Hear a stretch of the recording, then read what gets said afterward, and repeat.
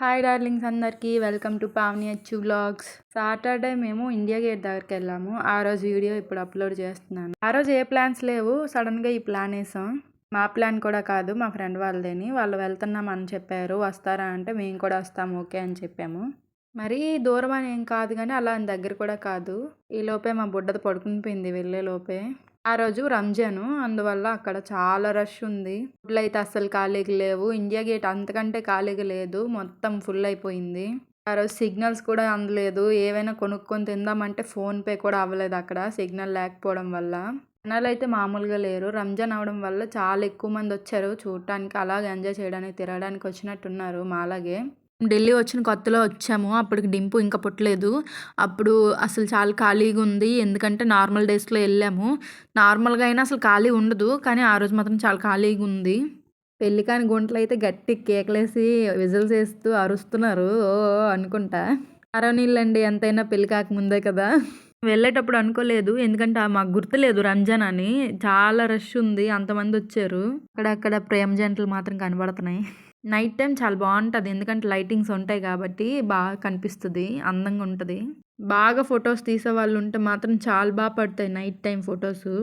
Last year చాలా బాగా తీసుకున్నాం ఫొటోస్, ఈ ఇయర్ బాగా తీసుకోలేదు. చూస్తున్నారు కదా ఎంతమంది ఉన్నారో. ఎక్కువ ముస్లిమ్స్ ఉన్నారు, ఎందుకంటే ఆ రోజు రంజాన్ కదా, అందుకని వచ్చినట్టున్నారు.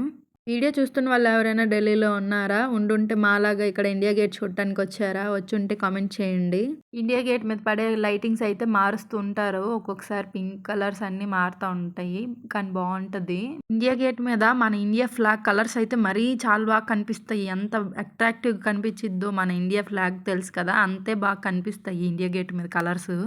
ఆ రోజు నేను ఎంజాయ్ చేశానో తెలీదు, ఎంజాయ్ చేయలేదో తెలీదు. ఎంజాయ్ అయితే చేశాను కానీ అంత ఎక్కువ కాదు. ఎందుకో తెలీదు ఆ రోజు నా మూడ్ ఎందుకో ఒక్కొక్కసారి ఒక్కొక్కలాగా ఉంది. ఏదో దెయ్యం పట్టిన దానిలాగా ఒకసారి నవ్వుతాను, ఒక్కొక్కసారి ఏమో మూడ్ ఆఫ్ అయిపోతుంది. ఎందుకైతుందో తెలీదు. ముందు అక్కడ ఫోన్‌పే అవ్వలేదు. దాంతో నాకు ఇంకా పిచ్చెక్కిపోయింది. ఫోన్ ఉంది కదా అని చెప్పి నేనేమో చేతిలో డబ్బులు పట్టుకొని వెళ్ళలేదు. ఫోన్‌పే అవ్వలేదు. అక్కడేం కొనుక్కోలేకపోయాను తినటానికని. ఆ రోజు ఫుల్ యాంగ్రీ అయిపోయాను, ఎందుకంటే హంగ్రీ వల్ల. ఆకలేయడంతో అక్కడేం కొనుక్కొని తినలేకపోయానే అని చెప్పి కోపం వచ్చేసింది. ఎందుకు ఇలా ఎక్కడైనా జాతరలు అయినప్పుడు, లేకపోతే ఏవైనా చూడడానికి వెళ్ళినప్పుడే ఏవైనా తినాలనిపిస్తుంది. అప్పుడు తినలేదంటే మూడ్ ఆఫ్ అయిపోతుంది. ఛీ ఎంత తిండిపోతువేటి అని అనకండి, నేను నిజంగా తిండిపోతునే. మా పిల్లలు ఇద్దరు అల్లరి చేస్తున్నారు, మా ఆయన్ని ఎత్తుకోమని చెప్పి ఇద్దరిని ఒకేసారి ఎత్తుకొని తిప్పుతున్నాడు. వాళ్ళకి అలా బాగుందంట. నేను వీడియో కవర్ చేసుకుంటుంటే ముందుకు చూసుకున్నాడు. అక్క అంటాండ్రు. సరేలేరా నడుస్తాను తమ్ముడు అంటున్నాను నేను. ఇంక వెళ్ళిపోదామని చెప్పి లాస్ట్లో ఒక గ్రూప్ ఫోటో అయితే దిగేసేసి ఇంటికి రిటర్న్ అయిపోయాము. నిజానికి రంజాన్ వల్ల మూసేశారు, లేకపోతే రోడ్లన్నీ ఓపెన్ చేసి ఉంటాయి. తిన్నగా రాష్ట్రపతి భవనానికి వెళ్ళొచ్చు నడుచుకుంటా, కానీ చాలా పెద్ద తోవ ఉంటుంది. మీకు ఈ వీడియో నచ్చితే please like, share, comment and subscribe my channel.